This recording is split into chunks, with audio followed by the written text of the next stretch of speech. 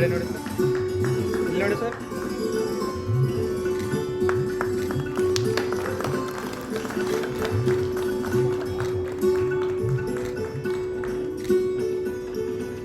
ಉದ್ಘಾಟನೆ ಮಾಡಿದಂತಹ ನಮ್ಮೆಲ್ಲರ ನೆಚ್ಚಿನ ಕರ್ನಾಟಕ ಸರ್ಕಾರದ ಸಚಿವರು, ಕಾನೂನು ಮತ್ತು ಪ್ರವಾಸೋದ್ಯಮ ಇಲಾಖೆ ಸಚಿವರು, ಮಹಾತ್ಮ ಗಾಂಧೀಜಿಯವರ ಅಧ್ಯಕ್ಷತೆಯ ರಾಷ್ಟ್ರೀಯ ಕಾಂಗ್ರೆಸ್ ಅಧಿವೇಶನದ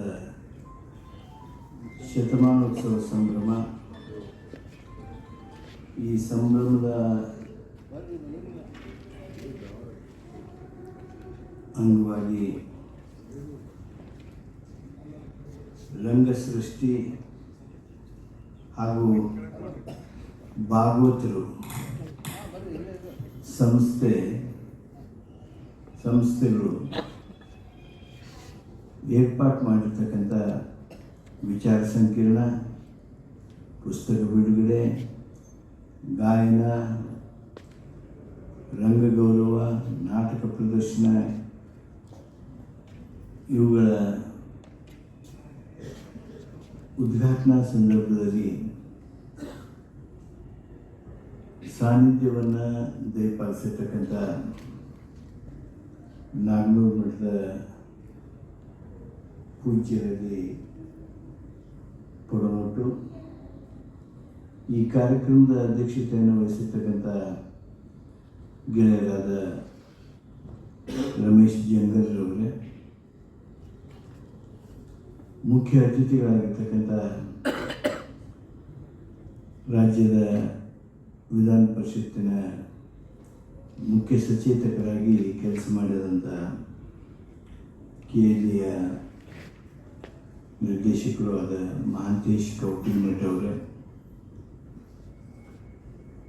ಈ ಕಾರ್ಯಕ್ರಮದಲ್ಲಿ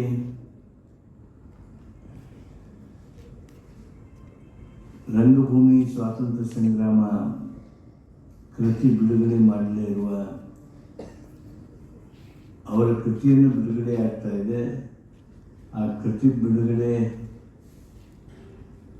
ನೀವು ಬಿಡುಗಡೆ ಮಾಡ್ತಾ ಇದ್ದೀರಿ. ಕೃತಿ ಬಿಡುಗಡೆ ಮಾಡಲಿರುವ ಗೆಳೆಯರಾದ ಡಾಕ್ಟರ್ ಸರ್ಜು ಕಾಟ್ಕರ್ ಅವರೇ, ಈ ಕಾರ್ಯಕ್ರಮದಲ್ಲಿ ಪ್ರಾಸ್ತಾವಿಕ ಮಾತುಗಳನ್ನಾಡಿ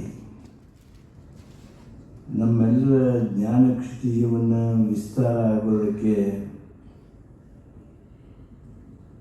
ಸಾಕಷ್ಟು ಭಾಂಡಾರವನ್ನು ನೀಡಿರ್ತಕ್ಕಂಥ ಗೆಳೆಯರಾದ ಡಾಕ್ಟರ್ ರಾಮಕೃಷ್ಣ ಮರಾಠೆ ಅವರೇ,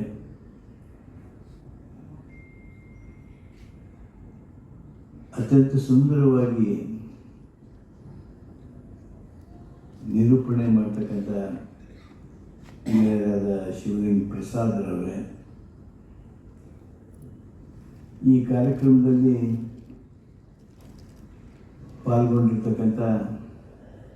ಪಾಲ್ಗೊಳ್ಳುವಿಕೆ ಮೂಲಕ ಸಮಾರಂಭದ ಘನತೆಯನ್ನು ಹೆಚ್ಚಿಸಿರ್ತಕ್ಕಂಥ ಗಂಗಾಧರರಾವ್ ದೇಶಪಾಂಡೆ ಅವರ ಮೊಮ್ಮಗ ಗೆಳೆಯರಾದ ರವೀಂದ್ರ ದೇಶಪಾಂಡೆ ಅವರೇ, ಅಣ್ಣು ಗುರೂಜಿಯವರ ಮೊಮ್ಮಗ ಮಹೇಶ್ ದೇಶಪಾಂಡೆ ಅವರೇ, ಸ್ವಾತಂತ್ರ್ಯ ನಂತರದ ಅವಧಿಯೊಳಗೆ ರಾಷ್ಟ್ರ ಕಟ್ಟುವ ಕೆಲಸದಲ್ಲಿ ತಮ್ಮನ್ನು ತೊಡಗಿಸಿಕೊಂಡು ಯಶಸ್ವಿಯಾಗಿರ್ತಕ್ಕಂಥ ಸನ್ಮಿತರಾದ ಕಲುತಿಯವರೇ, ಚೌಲರವರೇ, ಕನ್ನಡ ನಾಡಿನ ಏಕೀಕರಣಕ್ಕಾಗಿ ಬೀಜಾಂಕುರ ಮಾಡಿರ್ತಕ್ಕಂಥ ಈ ಅಧಿವೇಶನ ನಂತರ ಕರ್ನಾಟಕ ರಾಜ್ಯ ಆಯಿತು, ರಾಜ್ಯದ ಹೆಸರು ಕರ್ನಾಟಕ ಅಂತಾಯಿತು. ಗಡಿಗಳ ವಿಷಯ ಹಾಗೆ ಮುಂದುವರೆದುಕೊಂಡು ಬಂದವು. ಆ ಎಲ್ಲ ಸಂದರ್ಭಗಳಲ್ಲೂ ನಾಡಿನ ಧ್ವನಿಯಾಗಿ ರಾಜಕಾರಣಿಗಳನ್ನು ಸರ್ಕಾರವನ್ನು ಎಚ್ಚರಿಸುವ ಕೆಲಸವನ್ನು ಮಾಡೋದರಲ್ಲಿ ಮುಂಚೂಣಿಯಲ್ಲಿ ನಿಂತು ಹೋರಾಟ ಮಾಡಿರ್ತಕ್ಕಂಥ ಚಂದ್ರಗಿ ಅವರೇ, ಕರೋಶಿ ಅವರೇ, ನೆರೆದಿರ್ತಕ್ಕಂಥ ಗಣ್ಯ ಮಹಿಳೆಯರೇ, ಸಹೋದರಿಯರೇ, ಸ್ನೇಹಿತರೆ, ನಾನು ಮೊಟ್ಟ ಮೊದಲು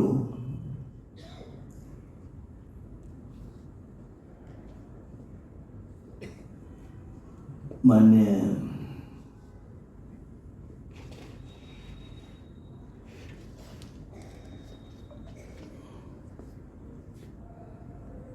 ಮಾಗಸ್ಗೇರಿ ಅವರಿಗೆ ಅಭಿನಂದನೆ ಸಲ್ಲಿಸ್ತೀನಿ.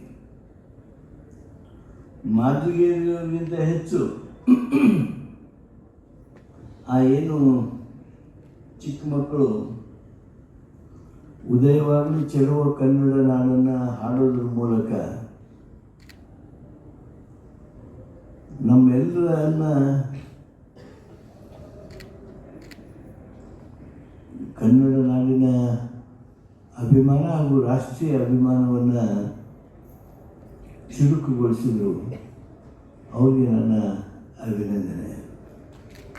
ನನ್ನ ವಯಸ್ಸಿನವರು, ನನಗಿಂತ ಇನ್ನೂ 10-20 ವರ್ಷ ಸಣ್ಣವರಿದ್ದವರು ಸಹಿತ ಉದಯವಾಗಲಿ ಚೆಲುವ ಕನ್ನಡ ನಾಡು ಹಾಡುವಾಗ ನಾನು ನಿಮ್ಮ ಕೈ ನೋಡ್ತಿದ್ದೆ. ಯಾರು ಗೋಣ ಹಾಕಿದ ಸುಮ್ಮನೆ ಕೂತಿದ್ದಿಲ್ಲ, ನೀವು ಕೈ ಬಡಿಯಲ್ಲ ಸುಮ್ಮನೆ ಕೂತಿದ್ದಿಲ್ಲ. ಭಾಳ ದಿವಸದ ನಂತರ ಕೇಳಿದ್ವಿ ನಾವು ಈ ಹಾಡನ್ನ ಅಂಥೇಳಿ ಆ ಸಂತೋಷ ಪಡ್ತಿದ್ವಿ, ಅಭಿಮಾನ ಪಡ್ತಿದ್ವಿ. ಆ ಕುಯಿಲ್ಗೋಳು ನಾರಾಯಣ ರಾಯರ ಉದಯವಾಗಲಿ ಚೆಲುವ ಕನ್ನಡ ನಾಡು ಗೀತೆಯನ್ನು ಅತ್ಯಂತ ಸುಂದರವಾಗಿ ಪ್ರಸ್ತುತಪಡಿಸಿದರು. ಅವರಿಗೆ ನನ್ನ ಅಭಿನಂದನೆಯನ್ನು ಈ ಸಂದರ್ಭದೊಳಗೆ ಹೇಳ್ತಾ, ರಂಗಸೃಷ್ಟಿ ಹಾಗೂ ಭಾಗವತರು ಇವೆರಡೂ ಸಂಸ್ಥೆ ಕರ್ನಾಟಕದ ಇತಿಹಾಸದಲ್ಲಿ ಹೋಗ್ತಾವೆ. ಭಾಗವತರೆ, ನೀವು ರಂಗಸೃಷ್ಟಿಯವರು ಏನು ಈ ಕಾರ್ಯಕ್ರಮವನ್ನು ಆಯೋಜನೆ ಮಾಡಿದ್ದೀರಿ, ನಿಮಗೆ ನಾವು ಎಷ್ಟು ನಮಸ್ಕಾರಗಳನ್ನು ಮಾಡಿದ್ರು ಕಡಿಮೆ. ಯಾಕಂದರೆ ಇದು ಸಾರ್ವಜನಿಕ ಸ್ಪಂದನೆ. ಇದು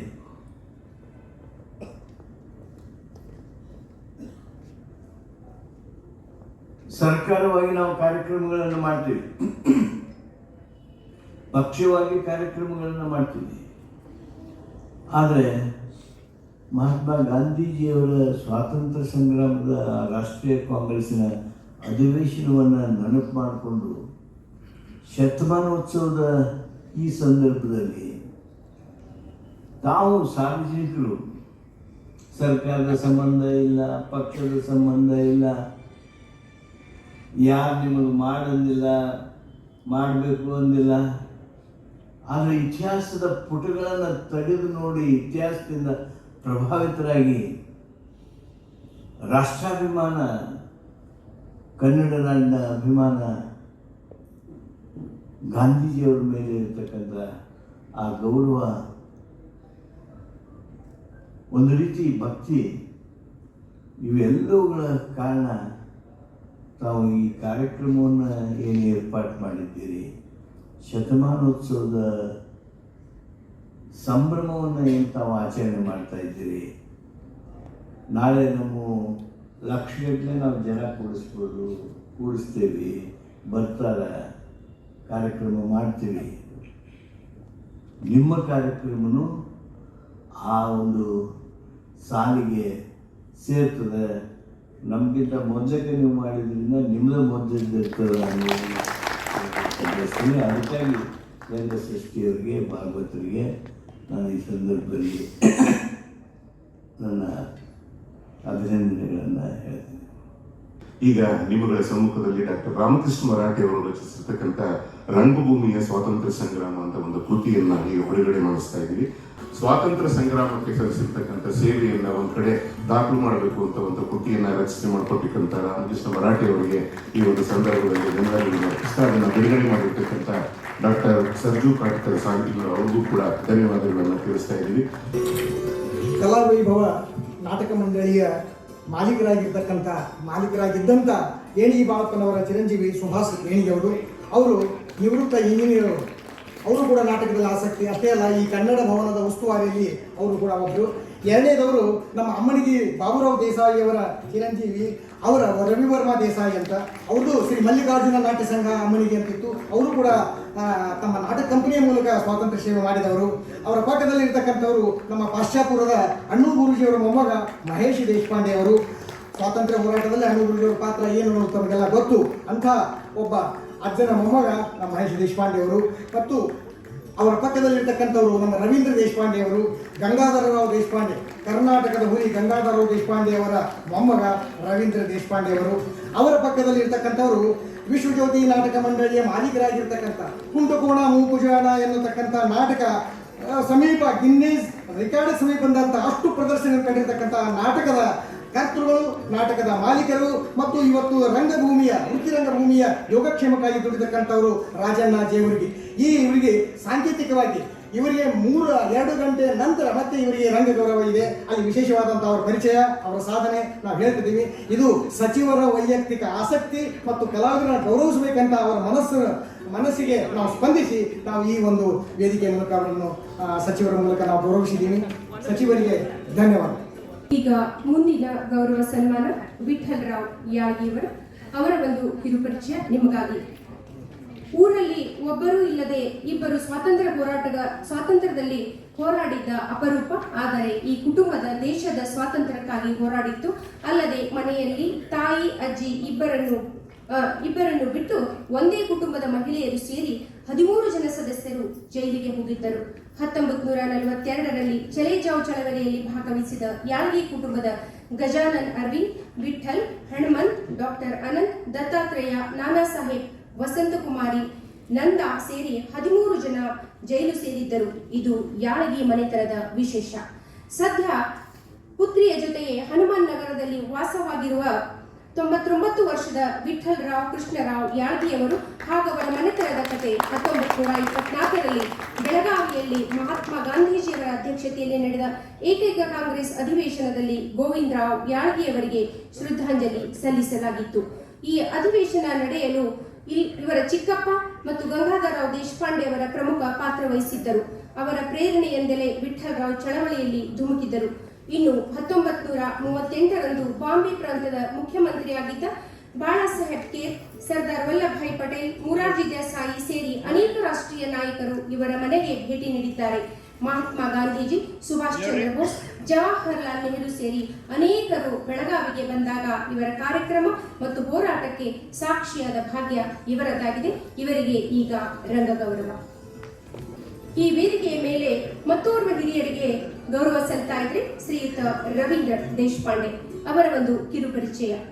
ರವೀಂದ್ರ ದೇಶಪಾಂಡೆ ಬೆಳಗಾವಿಯ ಸ್ವಾತಂತ್ರ್ಯ ಹೋರಾಟದಲ್ಲಿ ಗಂಗಾಧರರಾವ್ ದೇಶಪಾಂಡೆ ಅವರ ಪಾತ್ರ ತುಂಬಾ ಮಹತ್ವದಾಗಿದೆ. ಇವರ ಗರಡಿಯಲ್ಲಿ ಅನೇಕ ಸ್ವಾತಂತ್ರ್ಯ ವೀರರು ತಯಾರಾಗಿ ಇವರು ಹುಟ್ಟು ಹಾಕಿದ ಹೋರಾಟವನ್ನು ಮುಂದುವರಿಸಿದರು. 1924ರ ಬೆಳಗಾವಿ ಅಧಿವೇಶನ, 1930ರ ದಶಕದ ಕಾಯ್ದೆ ಬಂದ್ ಚಳವಳಿ, 1942ರ ಚಳಿಜಾವ್ ಚಳವಳಿ, ಅಸಹಕಾರ ಚಳವಳಿ ಮುಂತಾದ ಚಳವಳಿಯ ಕಾರ್ಯಚಟುವಟಿಕೆಗಳನ್ನು ಬೆಳಗಾವಿ ಜಿಲ್ಲೆಯಲ್ಲಿ ಯಶಸ್ವಿಯಾಗಿ ಅನುಷ್ಠಾನಗೊಳಿಸಿದ ಕೀರ್ತಿಗೆ ಇವರು ಭಾಜನರಾಗಿದ್ದಾರೆ. ಕರ್ನಾಟಕದ ಸಿಂಹ ಎಂದೇ ಪ್ರಖ್ಯಾತರಾದ ಇವರು 1924ರ ಬೆಳಗಾವಿ ಅಧಿವೇಶನದಲ್ಲಿ ನಿರ್ಣಾಯಕ ಪಾತ್ರವನ್ನು ವಹಿಸಿದವರು. ಇಡೀ ಅಧಿವೇಶನಕ್ಕೆ ನೀರಿನ ವ್ಯವಸ್ಥೆ ಕಲ್ಪಿಸುವುದಕ್ಕಾಗಿ 9,000ಕ್ಕೂ ಅಧಿಕ ಹಣ ಖರ್ಚು ಮಾಡಿ ಪಂಪಾ ಸರೋವರದಿಂದ, ಪ್ರಸ್ತುತ ಕಾಂಗ್ರೆಸ್ ಬಾವಿ ಎಂದು ನಡೆಸಿಕೊಳ್ಳುತ್ತಿರುವ ಪಂಪಾ ಸರೋವರದಿಂದ ಅಧಿವೇಶನ ನಡೆಯುವ ಸ್ಥಳದವರೆಗೆ ಪೈಪ್ಲೈನ್ ಅಳವಡಿಸಿ ನೀರು ಪೂರೈಸಿದವರು. ನಂತರ ಅನೇಕ ಚಳವಳಿಗಳ ನೇತೃತ್ವವನ್ನು ವಹಿಸಿಕೊಂಡವರು. ಮಹಾತ್ಮ ಗಾಂಧೀಜಿಯಂತಹ ರಾಷ್ಟ್ರೀಯ ಧುರೀಣರ ನಿಕಟವರ್ತಿಯಾಗಿದ್ದ ಇವರು 1947ರಲ್ಲಿ ಸ್ವಾತಂತ್ರ್ಯ ದೊರೆತ ನಂತರ ವಿಶ್ರಾಂತಿ ಜೀವನಕ್ಕೆ ತೆರಳಿದವರು ತಮ್ಮ ಕೊನೆಯ ದಿನಗಳಲ್ಲಿ ಬೆಳಗಾವಿಯಲ್ಲಿ ನೆಲೆ ನಿಂತವರು. 1960ರಲ್ಲಿ ನಮ್ಮನ್ನು ಅಗಲಿದ ಇವರನ್ನು ಈ ಕ್ಷಣದಲ್ಲಿ ಸ್ಮರಿಸಿಕೊಳ್ಳುತ್ತಾ ಅವರ ವಂಶದ ಕುಡಿಯಾಗಿರುವ ಹಿರಿಯ ಶ್ರೀ ರವೀಂದ್ರ ದೇಶಪಾಂಡೆ ಅವರಿಗೆ ಇಂದಿನ ರಂಗ ಗೌರವ ಸಮರ್ಪಣೆಯಾಗುತ್ತಿದೆ. ರಂಗ ಗೌರವಕ್ಕೆ ಪಾತ್ರರಾಗಿರುವ ಮತ್ತೋರ್ವರು ಶ್ರೀಯುತ ಮಹೇಶ್ ದೇಶಪಾಂಡೆ ಅವರು. ಮಹೇಶ್ ದೇಶಪಾಂಡೆ ಅವರ ಒಂದು ಸಣ್ಣ ಪರಿಚಯ ನಿಮ್ಮೆಲ್ಲರಿಗಾಗಿ. ಶ್ರೀ ಮಹೇಶ್ ದೇಶಪಾಂಡೆ ಬೆಳಗಾವಿ ಜಿಲ್ಲೆಯ ಸ್ವಾತಂತ್ರ್ಯ ಹೋರಾಟದಲ್ಲಿ ಬಾಲಕೃಷ್ಣೀಯ ಮಾಜಿ ದೇಶಪಾಂಡೆ ಅಂದರೆ ಅಣ್ಣಾ ಗುರೂಜಿಯವರ ಪಾತ್ರ ತುಂಬಾ ಮಹತ್ವದ್ದಾಗಿದೆ. ಬೆಳಗಾವಿ ಜಿಲ್ಲೆಯಾದ್ಯಂತ ಮಿಂಚಿನಂತೆ ಸಂಚರಿಸುವುದಲ್ಲದೆ ನೆರೆಯ ವಿಜಯಪುರ, ಧಾರವಾಡ, ಕಾರವಾರ ಜಿಲ್ಲೆಗಳಲ್ಲಿಯೂ ಸ್ವಾತಂತ್ರ್ಯದ ಕಿಚ್ಚು ಹಚ್ಚಿದವರು ಅಣ್ಣಾ ಗುರೂಜಿಯವರು. ಗಂಗಾಧರರಾವ್ ದೇಶಪಾಂಡೆಯವರ ಪ್ರಭಾವಕ್ಕೆ ಒಳಗಾದವರು ಶಿಷ್ಯತ್ವವನ್ನು ವಹಿಸಿಕೊಂಡು ಅವರ ನೆಚ್ಚಿನ ಬಂಟರಲ್ಲಿ ಒಬ್ಬರಾಗಿ ಮುಂದೆ ಅವರ ತರುವಾಯ ಜಿಲ್ಲೆಯ ನೇತಾರಾಗಿ ಹೊರಹೊಮ್ಮಿದವರು ಅಣ್ಣಾ ಗುರೂಜಿಯವರು. ಕ್ಷಮಿಸಬೇಕು, ಅಣ್ಣು ಗುರೂಜಿಯವರು. 1990ರಲ್ಲಿ ನಮ್ಮನ್ನಗಲಿದ ಇವರು ಒಂದು ಕಾಲಕ್ಕೆ ಬ್ರಿಟಿಷರಿಗೆ ಸಿಂಹ ಸ್ವಪ್ನವಾಗಿದ್ದರು. ಕೆಲವರ ಪಿತೂರಿ ಮಾಡಿ ಇವರನ್ನು ಬ್ರಿಟಿಷರಿಗೆ ಹಿಡಿದುಕೊಟ್ಟರು. ಆದರೂ ಜೈಲಿನಲ್ಲಿದ್ದುಕೊಂಡೇ ಹೋರಾಟಕ್ಕೆ ಮಾರ್ಗದರ್ಶನ ನೀಡಿದ ಖ್ಯಾತಿ ಇವರದ್ದಾಗಿದೆ. ಕೇವಲ ಸ್ವಾತಂತ್ರ್ಯ ಸಂಗ್ರಾಮವಲ್ಲದೆ ಕರ್ನಾಟಕ ಏಕೀಕರಣ ಚಳವಳಿಯಲ್ಲಿಯೂ ತಮ್ಮನ್ನು ಸಕ್ರಿಯವಾಗಿ ತೊಡಗಿಸಿಕೊಂಡು ಇಂದಿನ ಕರ್ನಾಟಕ ರಾಜ್ಯ ರಚನೆಯ ರೂವಾರಿಗಳಲ್ಲಿ ಒಬ್ಬರೆನಿಸಿದವರು. ಸ್ವಾತಂತ್ರ್ಯ ನಂತರವೂ ಅನ್ಯಾಯದ ವಿರುದ್ಧ ನಿರಂತರವಾಗಿ ಹೋರಾಡಿದವರು. ಬೆಳಗಾವಿ ಕರ್ನಾಟಕದ ಅವಿಭಾಜ್ಯ ಅಂಗವೆಂದು ಗುಡುಗಿದವರು. ಅಪ್ಪಟ ಕನ್ನಡಾಭಿಮಾನಿಯಾಗಿದ್ದ ಅಣ್ಣು ಗುರೂಜಿಯವರ ವಂಶದ ಮಹೇಶ್ ದೇಶಪಾಂಡೆ ತಮ್ಮ ಅಜ್ಜನವರ ಹಾಕಿಕೊಟ್ಟ ದಾರಿಯಲ್ಲೇ ಸಾಗಿ ಬಂದವರು. ಅಣ್ಣು ಗುರೂಜಿಯವರನ್ನು ಈ ಕ್ಷಣದಲ್ಲಿ ಸ್ಮರಿಸಿಕೊಳ್ಳುತ್ತಾ ಕವಿಯಾಗಿ, ಕೃಷಿ ತಜ್ಞರಾಗಿ ತಮ್ಮನ್ನು ಗುರುತಿಸಿಕೊಂಡ ಶ್ರೀ ಮಹೇಶ್ ದೇಶಪಾಂಡೆ ಅವರಿಗೆ ಇಂದಿನ ರಂಗ ಗೌರವ ಸಮರ್ಪಿಸಲು ಸಂತೋಷವೆನಿಸುತ್ತದೆ. तुझं नाव काय? मी सांगितलं विठ्ठल. मुझे एक नाम मालूम है, पंढरपूर का विठ्ठल, असं त्यांनी मला उत्तर दिलं.